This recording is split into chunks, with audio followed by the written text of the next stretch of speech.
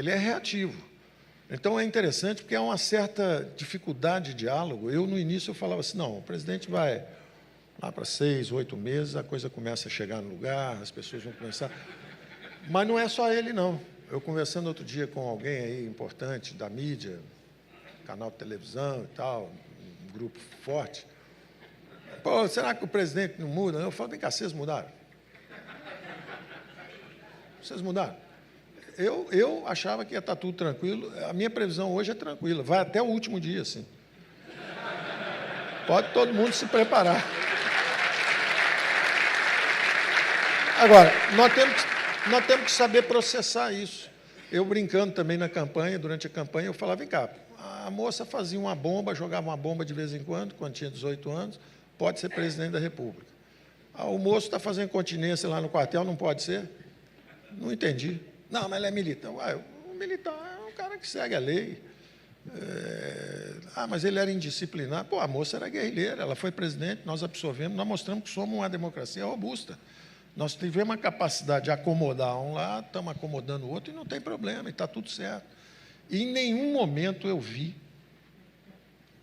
o presidente falando assim, vamos perseguir não sei quem, vamos pegar isso, vamos fazer aquilo, vamos torrar não sei o quê, porque isso... Eu não vejo isso. Eu vejo a preocupação assim, sequestrar o nosso país. Tomar o nosso país. Negócio de vermelho, isso, aquilo, outro. Pô, a bandeira brasileira não é vermelha.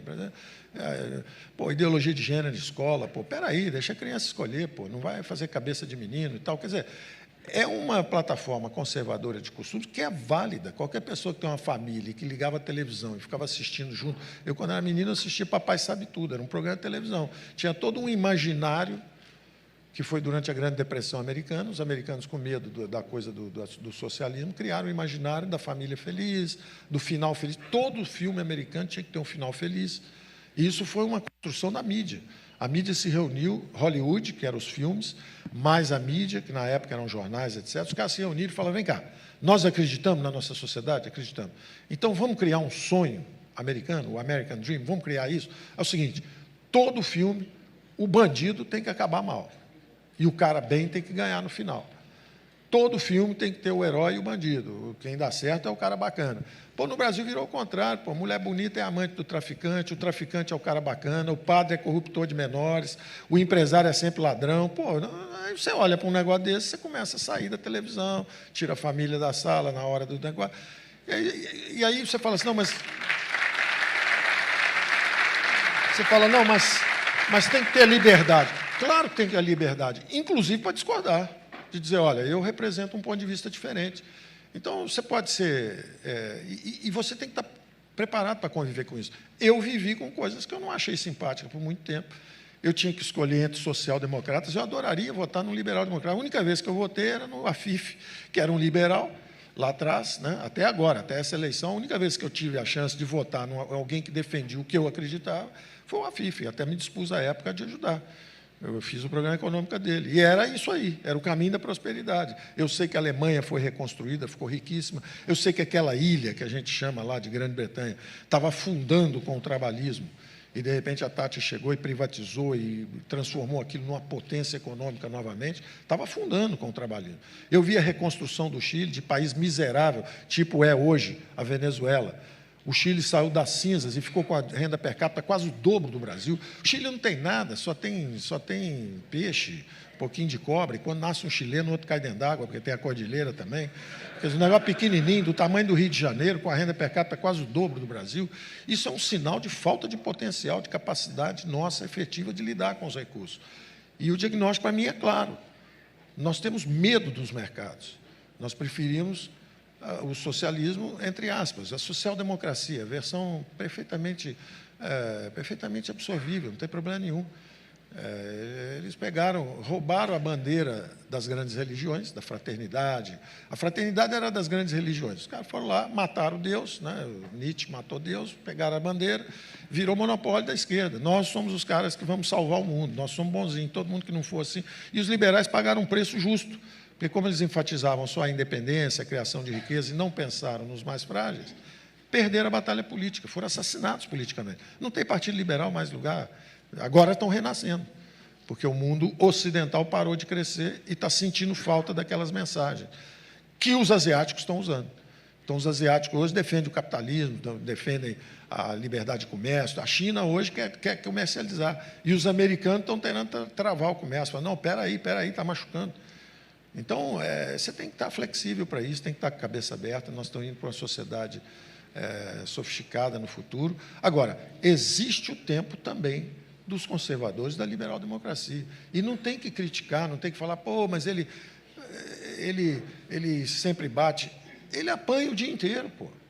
Você não abre um jornal que não esteja batendo nele da primeira página até a última página. Bate no cara o dia inteiro, porque ele fala isso, fala aquilo, fala coisas que eu não concordo. Tudo bem, mas, pô, a opinião dele, pô, qual o problema? Ele tem o direito. 60 milhões de brasileiros votaram nele. E aí? Só é bonito defender o outro lado? Não, é muito interessante. Eu assisti alguns debates que me marcaram muito, né? Eu estava nos Estados Unidos, logo depois do Watergate. Eu era jovem ainda, estava lá nos Estados Unidos e teve um debate fascinante na eleição. Foi o último debate, quer dizer, teve uma sequência de debates aí, esse particularmente o último me impressionou muito, que era o seguinte, estava o Gerald Ford, que era o vice-presidente, o Nixon tinha sofrido um impeachment, o Gerald Ford era o vice-presidente, assumiu a presidência, e ele debatendo com um plantador de amendoim, que era a brincadeira que eles faziam, que era o Jimmy Carter.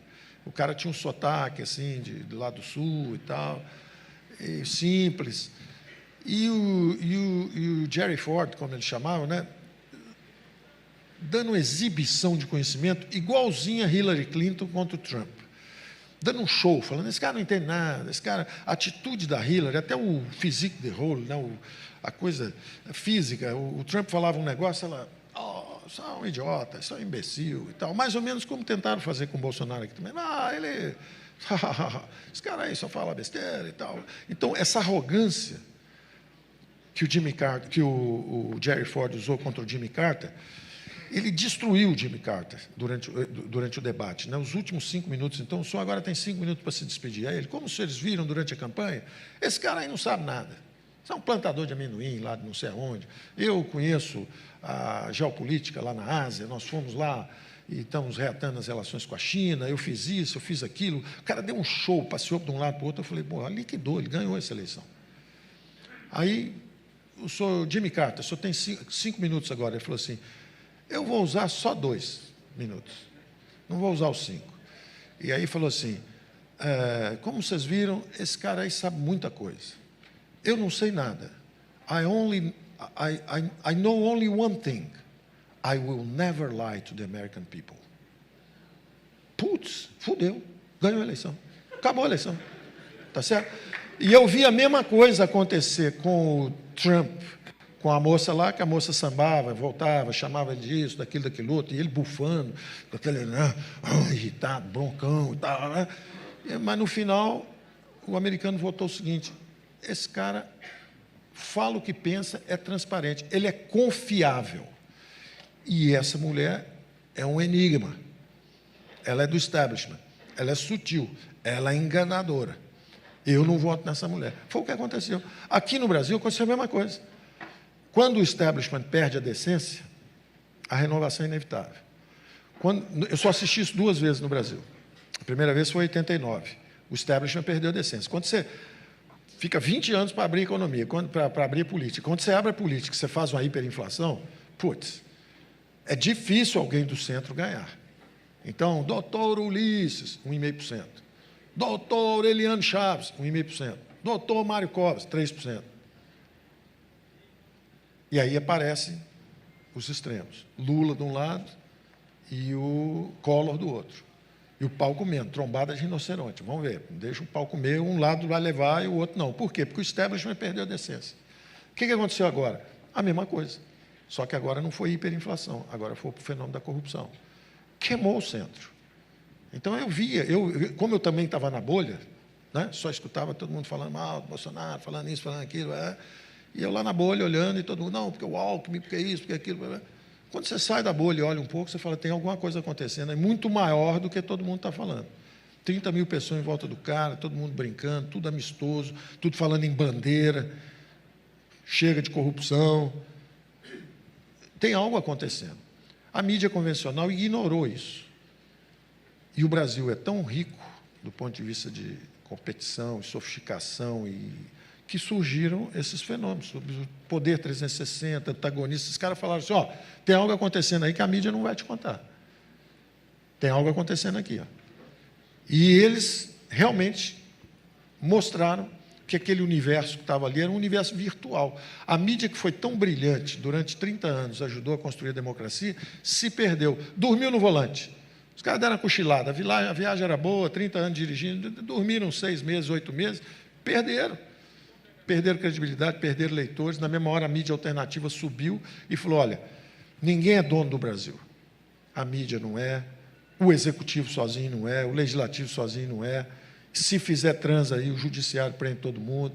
E isso é uma demonstração de resiliência. Então, eu cada vez que eu venho a um lugar assim, vejo empresários, estava conversando ali sobre a Rap Vida, né, com um negócio de saúde, uma solução privada para problemas públicos também. Quando você começa a ver isso, você começa a acreditar no vigor do país. Isso está acontecendo no agronegócio, está acontecendo em educação, está acontecendo em saúde. Quer dizer, você vê um setor privado começando a se mover. E o Bolsonaro, de repente, pegou um pouco disso tudo, um pouco desse fastio com esse negócio esse excesso, alguns excessos que a esquerda cometeu, porque ela fala que ele comete excessos, mas ele é a resposta aos excessos da esquerda. E, da mesma forma, também os liberais em economia, que falam, pô, o Brasil não cresce porque os impostos são altos, ninguém quer ser empreendedor mais. Ser empreendedor no Brasil, o que você ganha com isso? Não ganha nada, é melhor você botar o dinheiro a juros aí e ficar esperando.